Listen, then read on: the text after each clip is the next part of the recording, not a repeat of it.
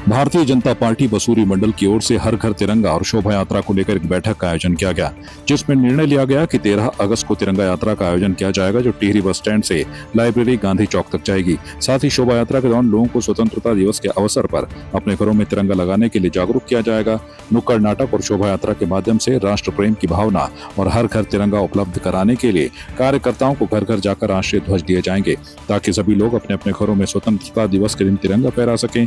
इस मौके पर जिला मंत्री संकेत नोटियाल ने कहा कि भारतीय जनता पार्टी की ओर से हर घर तिरंगा कार्यक्रम आयोजित किया जा रहा है और मसूरी मंडल की ओर से तिरंगा यात्रा का आयोजन किया जा रहा है, जिसको लेकर आज रूपरेखा तैयार की गई है।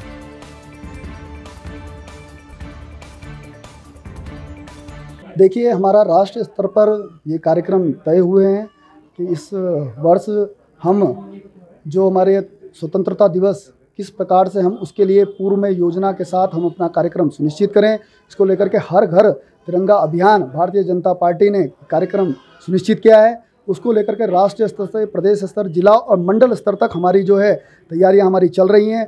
उसको लेकर के प्रत्येक हमारे जो घर घर में झंडा किस प्रकार से लगे और प्रत्येक व्यक्ति के अंदर जो राष्ट्र प्रेम की भावना है उसको उजागर करते हुए हम सामाजिक भागीदारी को सुनिश्चित करने के साथ साथ अपनी रैली के माध्यम से, अपने नुक्कड़ नाटक के माध्यम से एवं सार्वजनिक स्थानों पर भव्य कार्यक्रम के माध्यम से हम अपने राष्ट्र प्रेम की भावना को व्यक्त करते हुए भव्य कार्यक्रम का आयोजन करने वाले हैं। और हमारा 13 तारीख को मसूरी जो हमारा मंडल है, इसमें एक भव्य शोभा यात्रा और स्वतंत्रता दिवस के अवसर पर हम निकालने वाले हैं। उसकी योजना को लेकर के आज इस बैठक का आयोजन किया गया है। हमारे बूथ स्तर तक किस प्रकार से हमारे झंडे से लेकर के और हमारी जो जितनी भी सामग्री है वो किस प्रकार से वितरित हो, कार्यक्रम का किस प्रकार से हमारे संचालित हो, उसको लेकर के आज इस बैठक का आयोजन किया गया है। भारतीय जनता पार्टी ने यह सुनिश्चित किया है, हमारे प्रधानमंत्री जी ने यह सुनिश्चित किया है कि जो भारतीय तिरंगा है वो हमारे लिए सम्मान का एक विषय है, क्योंकि हमारा जो सम्मान है उस तिरंगे से ही है। आज प्रत्येक देशवासी जो अपना स्वाभिमान जो है वो भारतीय तिरंगे से सुनिश्चित करता है।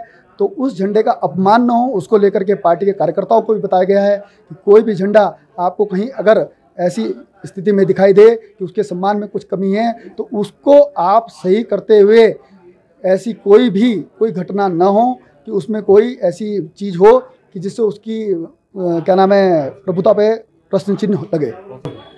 साथ ही साथ मेरा सभी नागरिकों से, आम जनमानस से ये निवेदन है कि जो हर घर तिरंगा अभियान भारतीय जनता पार्टी ने चलाया है, आप सब भी भारतीय जनता पार्टी के साथ जुड़ते हुए अपनी भागीदारी सुनिश्चित करते हुए अपने घरों में एक झंडा जरूर लगाएं, क्योंकि ये झंडा ही हमारे स्वाभिमान का विषय है, हमारे जो अभिमान का विषय है। तो मेरा आप सभी जो हमारे जनमानस है उन सभी से निवेदन है कि प्रत्येक घर में झंडा जरूर लगाएं। देखिए, भारतीय जनता पार्टी पूरे अगस्त के महीने में एक पेड़ माँ के नाम पे कार्यक्रम चला रही है, जिसका शुभारंभ हमने चंद्रोटी जो सैन्य धाम बन रहा है माननीय मंत्री जी के साथ करी थी। उसके बाद माननीय मंत्री जी ने इसको धरोना खास में भी लगवाए थे पेड़। पंचायतों में लगभग हम 6500 पेड़ लगा चुके हैं। आज मसूरी में शहर में भी हम लगाने जा रहे हैं। और उसके बाद जो दूसरा कार्यक्रम है हर घर तिरंगा और तिरंगा यात्रा, पूर्व की भांति देश के प्रधानमंत्री जी के आवेदन पे भारतीय जनता पार्टी का बूथ लेवल का कार्यकर्ता, मंडल लेवल का, प्रदेश का जो भी कार्यकर्ता है वो इस यात्रा के लिए तैयारी कर रहा है। पिछले साल 2023 में लगभग 8.5 करोड़ लोगों ने अपनी डीपी पे तिरंगा लगाया था, 18 करोड़ लोगों ने अपने घरों पे तिरंगा लगाया था।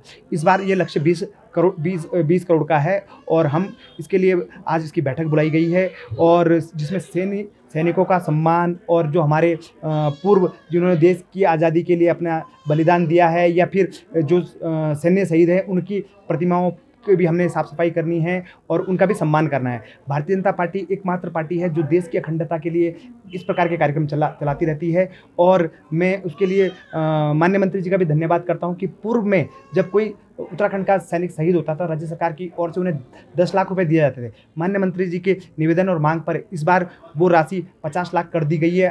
भारतीय जनता पार्टी सदैव सैनिकों का सम्मान करती है, अपने देश का सम्मान करती है। उसी को लक्ष्य को लेकर मसूरी में एक भव्य तिरंगा यात्रा निकाली जाएगी और प्रत्येक घर पर झंडा लगाया जाएगा। जैसे कि आपको विदित है कि ये जो 3rd टर्म है हर घर तिरंगा का, हमारे देश के यशस्वी प्रधानमंत्री जी का आह्वान है और एक संकल्प है कि हर घर पे तिरंगा होना चाहिए। उसी निमित्त आज मसूरी मंडल की यहाँ पर बैठक आयोजन किया गया है।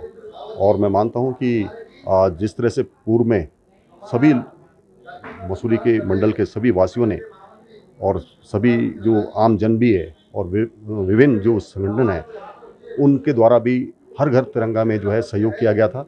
उसी तरह इस बार भी जो है हर घर तिरंगा में सभी संगठनों का, सभी दलों का इसमें सहयोग लिया जाएगा।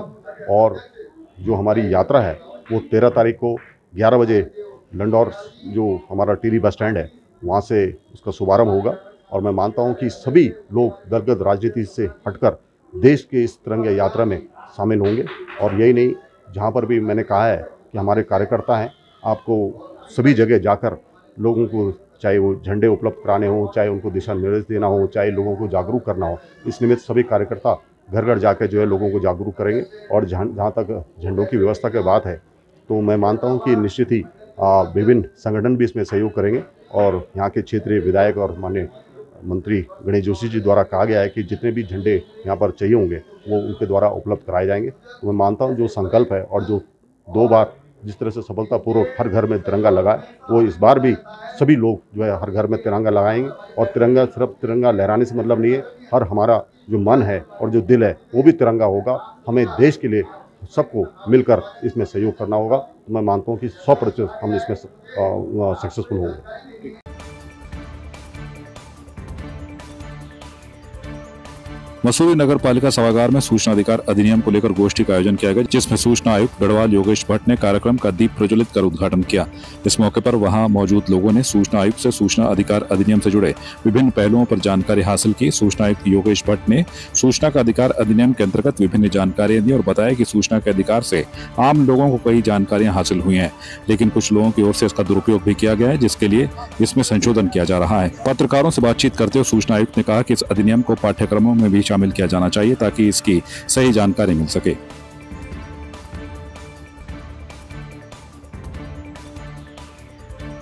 पिछले कुछ समय से लगातार ये हुआ है कि सूचना अधिकार को लेकर आम जन से लेकर और लोक प्राधिकारियों के बीच तक, लोक सूचना अधिकारी, अपीलीय अधिकारियों के बीच एक नकारात्मक माहौल बना है।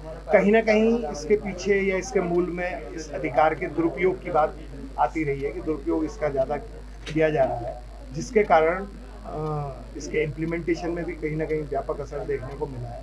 तो हमारी कोशिश ये रही है कि जनता के साथ एक संवाद स्थापित करके जागरूकता बढ़ाई जाए इसको लेकर, क्योंकि इतना खूबसूरत एक्ट है जो एक आम व्यक्ति को अधिकार देता है कि लोकतंत्र में उसकी सहभागिता सुनिश्चित हो। जन सहभागिता सुनिश्चित कराने वाला एक ऐसा अधिकार है, और अगर वो दुरुपयोग का शिकार हो जाता है और अगर वो इस तरीके से नकारात्मकता का शिकार हो जाता है तो वो डेमोक्रेसी के लिए बहुत घातक है। इसलिए आवश्यक ये है कि हर स्तर पर, सामाजिक संगठनों के स्तर पर, सामाजिक संस्थाओं के स्तर पर, शिक्षण संस्थाओं के स्तर पर, सरकारी संस्थाओं के स्तर पर इसको लेकर जागरूकता की जाए, क्योंकि आम व्यक्ति जितना जागरूक होगा, जितना वो इस अधिकार का सदुपयोग करेगा, उतना इसको लेकर सकारात्मकता बढ़ेगी। और जो इसका मूल उद्देश्य है सुशासन और पारदर्शिता, वो हम पाने में कामयाब हैं। जो लोग इसका दुरुपयोग कर रहे हैं, मेरा मानना यह है कि दुरुपयोग की संभावना तब बनती है जब सदुपयोग होना बंद हो जाता है या सदुपयोग उस स्तर पर नहीं किया जाता। और जहां तक एक्ट में प्रोविजन है या नियमावली में प्रोविजन है तो दुरुपयोग की इजाज़त नहीं देता है। सुप्रीम कोर्ट के तमाम अलग अलग राज्यों में, हाई कोर्ट के इस संबंध में कई निर्णय आए हैं और डीओपीटी की भी इसमें गाइडलाइन आई है, हमारे स्टेट की भी गाइडलाइन है कि कोई भी व्यक्ति सूचना का दुरुपयोग नहीं करेगा। और ये बड़ा अहम है कि जो भी व्यक्ति जो सूचना मांग रहा है, ये सुनिश्चित किया जाना चाहिए कि वो सूचना पब्लिक डोमेन में आए, वो सूचना सार्वजनिक उसमें आएगी। आखिर उस सूचना का से पब्लिक कंसर्न किया गया तो उसका व्यक्तिगत कंसर्न है तो ठीक है, क्योंकि ये अधिकार दिया गया है। व्यक्तिगत अगर कोई समस्या है, व्यक्तिगत सूचना से सूचना लेकर अगर कोई अपनी समस्या का समाधान चाहता है तो एक्ट उसका अधिकार देता है। लेकिन एक्ट ये किसी को राइट नहीं देता कि आप सूचना मांग कर और उसका इस्तेमाल ना करें, सिर्फ सरकारी मशीनरी को आप डिस्टर्ब करें। अभी लेकिन जहाँ पर कोई लोकहित नहीं है और सिर्फ कर्मचारी सरकारी महकमों में डिस्टर्बेंस क्रिएट करने के लिए या किसी भी तरीके का और दुर्भावना के साथ इस्तेमाल किया जाता है तो उसके लिए वो अलाउ नहीं किया जाता। अब ये हम चूँकि हर साल जब आयोग अपनी रिपोर्ट वो करता है तो हम कोशिश कर रहे हैं कि सरकार को सुझाव, क्योंकि ये सरकार के स्तर का काम है, पाठ्यक्रम में शामिल करना या प्रशिक्षण का पार्ट बनाना, ये आयोग का वो नहीं है। हम इसमें एक सजेशन दे सकते हैं, तो सरकार को हमारी तरफ से पूर्व में भी सजेशन गए हैं इस तरीके के कि ताकि आरटीआई एक्ट को लेकर जागरूकता रहे और जो नेगेटिविटी है वो नहीं होनी चाहिए कुल मिलाकर। उससे कहीं ना कहीं हमारे पूरे सिस्टम का नुकसान होता है। इसको लेकर एक बड़े अभी अपने संबोधन में भी ये बात कही कि हर वर्ग को जो थोड़ा भी जागरूक है, चाहे उसमें मीडिया है, सोशल ऑर्गेनाइजेशन है, कमीशन के स्तर पर भी है, विभागों के स्तर पर है, शिक्षण संस्थाओं के स्तर पर, उनके स्तर पर इस तरीके के इवन राजनीतिक दलों के स्तर पर भी जो है इसको लेकर जागरूकता अभियान ये चलाए जाने चाहिए। क्योंकि आखिर सब किसके प्रति जवाबदेह है? हम सब लोग लोकतंत्र के प्रति जवाबदेह हैं। मैं इस बात से इत्तेफाक नहीं रखता हूँ, आरटीआई हथियार नहीं है। आरटीआई को हथियार के नहीं, आरटीआई को एक औजार के रूप में देखा जाना चाहिए। अगर कहीं हमारे वर्क सिस्टम में कहीं कोई कमी है, कहीं कोई गलतियां होती हुई आ रही है, तो उसको सुधार के रूप में इसको लिया जाना चाहिए। सर, ये उसको सूचना गलत दी जाती है या आपको लगता है कि जो सूचना आपको दी गई है और ओरिजिनल सूचना कोई और है, ओरिजिनल डॉक्यूमेंट कुछ और है, तो एक्ट में प्रोविजन है, आप सेक्शन 18 में सीधे आयोग में इसकी शिकायत कर सकते हैं। और जब उसमें सुनवाई होगी तो सेक्शन 18 में जांच का अधिकार भी आयोग के पास है, तो उसकी जांच कराई जा सकती है कि जो आपको सूचना दी गई है क्या वो सही है, नहीं है, और उसके बाद उसमें पेनल्टी का भी प्रोविजन है, उसमें क्षतिपूर्ति का भी प्रोविजन है। संवाद 365 के लिए मसूरी से राजवीर सिंह की रिपोर्ट।